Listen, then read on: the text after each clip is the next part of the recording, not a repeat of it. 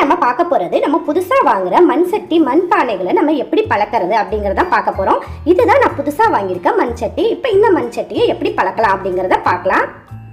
இதுதான் நான் புதுசா வாங்கியிருக்க மண் சட்டி. நம்ம எப்போதுமே மண் சட்டி மண் பானைகளை வாங்கினோம்னா நம்ம டைரக்டா சமையலுக்கு நம்ம யூஸ் பண்ண முடியாது.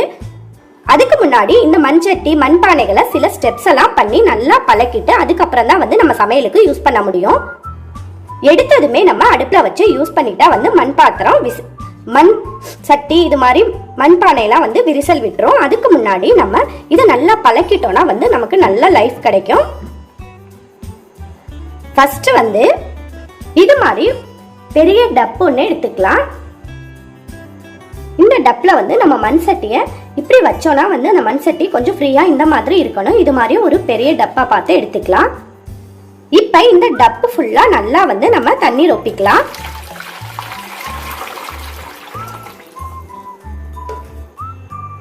ஃபுல்லா இது மாதிரி தண்ணி ரொப்பிட்டு ஒரு நாள் நைட்டு நம்ம அப்படியே இந்த மண் பாத்திரத்தை இந்த தண்ணியில நல்லா ஊற வச்சிடணும்.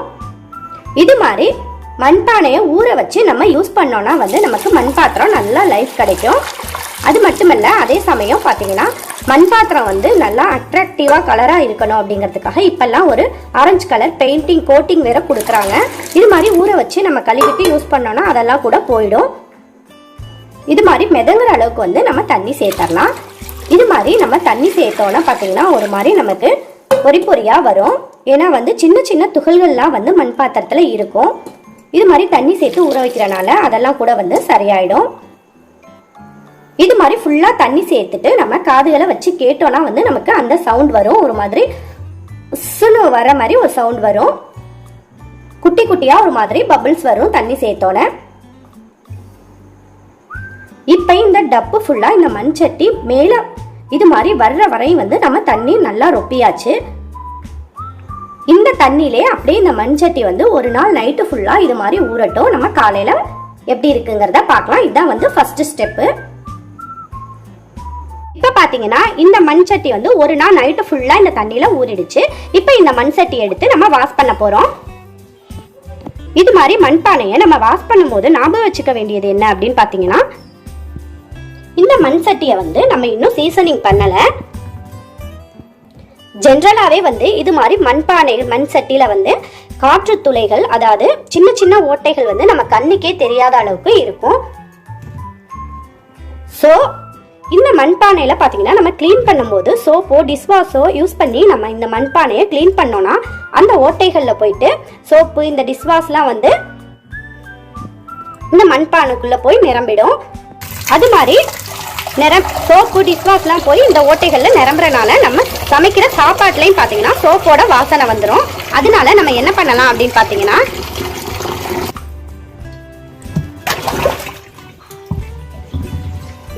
அப்ப இந்த மண் சட்டியை கிளீன் பண்ண இது மாதிரி நீங்க வைக்கோல் தேங்காய் நாறு கிடைச்சிச்சுன்னா எடுத்துக்கோங்க. உங்கள்கிட்ட வைக்கோல் தேங்காய் நாறு இல்லை அப்படின்னா நீங்க ஸ்க்ரப்பர் யூஸ் பண்ணி நீங்க கிளீன் பண்ணலாம்.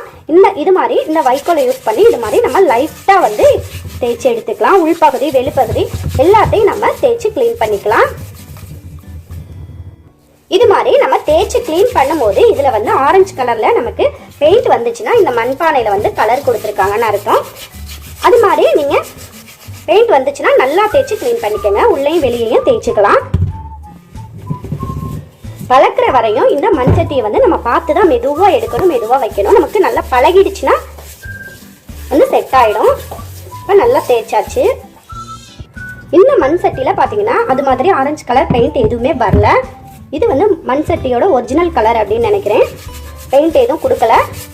இப்போ இதை நல்லா நம்ம கிளீன் பண்ணிக்கலாம்.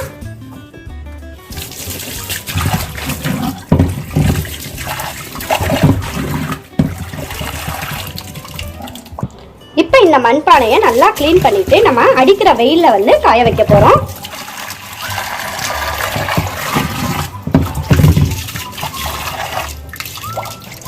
காய வைக்கும் போது இது மாதிரி தலைகீழா கவுத்து நீங்க காய வச்சீங்கன்னா உங்களுக்கு ஈஸியா காஞ்சிரும்.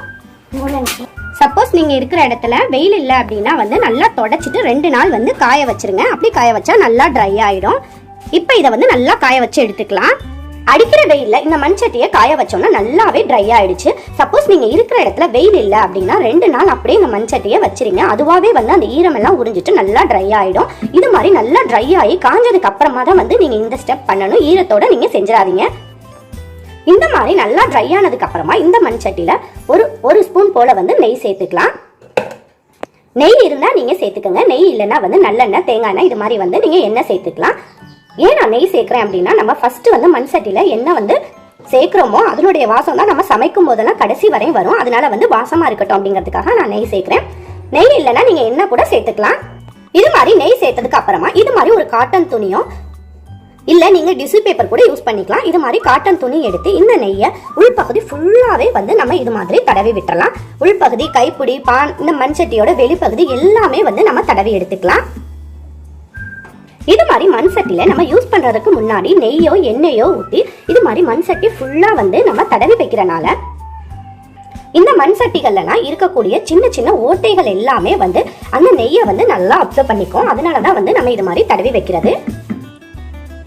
அப்புறம் இந்த மண் சட்டியில நம்ம எண்ணெய் ஊற்றி சமைக்கும் போது இந்த மண் சட்டி வந்து எண்ணெயை வந்து உறிஞ்சிக்காது. அதுக்காக தான் இது மாதிரி மண் சட்டியில மெயினா வந்து நம்ம யூஸ் பண்றதுக்கு முன்னாடி வந்து இது மாதிரி எண்ணெய் ஊற்றி தடவி வைக்கிறோம். இது மாதிரி எண்ணெயோ நெய்யோ தடவி நல்லா இந்த மண் சட்டி வந்து 3 மணி நேரம் ஊறி இந்த எண்ணெயெல்லாம் உறிஞ்சி நல்லா ட்ரை ஆகட்டும். அதுக்கப்புறம் அடுத்த ஸ்டெப் பார்க்கலாம். இப்ப 3 மணி நேரத்துக்கு அப்புறம் பாருங்க, நம்ம இந்த மண் சட்டியில தடவி வச்ச நெய் எல்லாத்தையுமே இந்த மண் சட்டி நல்லாவே உறிஞ்சிருச்சு. மண் சட்டி நல்லாவே ட்ரை ஆயிடுச்சு. இப்ப மண் சட்டியை நம்ம கேஸ் ஸ்டவ்ல வச்சுக்கலாம். எப்பவுமே புது மண் சட்டி வாங்கணும்னா நம்ம யூஸ் பண்ணாம வந்து கேஸ் ஸ்டவ்ல வச்சு நம்ம அடுப்பை ஆன் பண்ணிடக்கூடாது. அப்படி அடுப்பை ஆன் பண்ணோம்னா வந்து இந்த மண் சட்டியில வந்து வெடிப்புகள் வர்றதுக்கு நிறையவே சான்ஸ் இருக்கு. அடுப்பை ஆன் பண்ணாம அதுக்கு முன்னாடி நம்ம அரிசி கழுவுன தண்ணீரை வந்து இந்த மண் சட்டியில சேர்க்க போறோம்.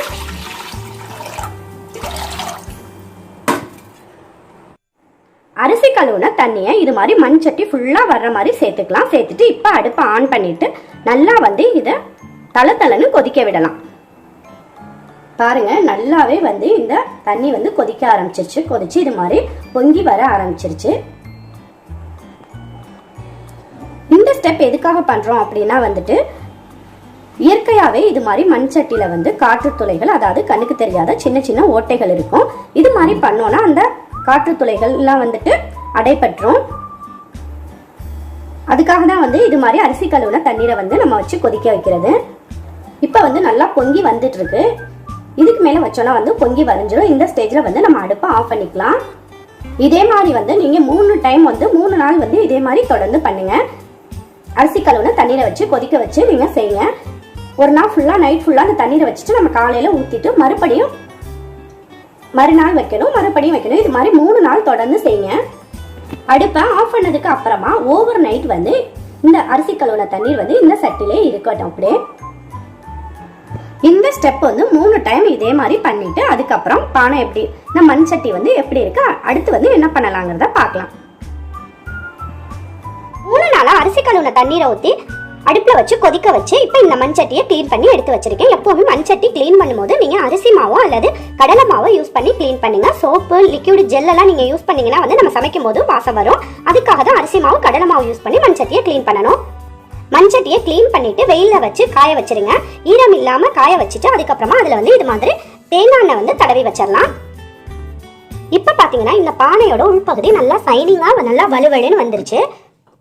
இது மாதிரி பானையோட உள்பகுதி நல்லா வலுவலுன்னு இருக்கணும். அது மட்டும் இல்லாம இதுல வந்து நம்ம தேங்காய் எண்ணெய் ஊத்தி தடவி வைக்கிறனால சமைக்கும் போது பாத்தீங்கன்னா இந்த பானை வந்து நம்ம ஊத்துற எண்ணெயை உறிஞ்சாம இருக்கும். இப்ப மண் சட்டியை அடுப்புல வச்சு இப்ப ஸ்டவ் ஆன் பண்ணிக்கலாம். சட்டி நல்லா சூடு வரட்டும். அதுல இப்ப வந்து தேங்காய் எண்ணெய் சேர்த்துக்கலாம்.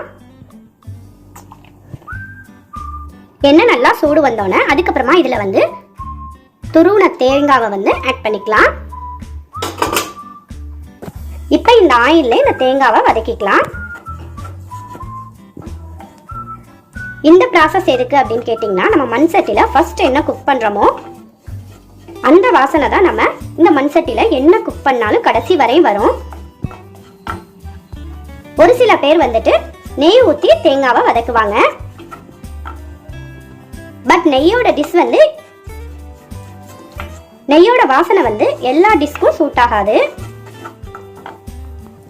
அதனால ஃபர்ஸ்ட் மண் சட்டி பழக்கும் போது இது மாதிரி தேங்காய் எண்ணெய் ஊற்றியே வந்து நீங்கள் தேங்காவை வதக்கிக்கோங்க.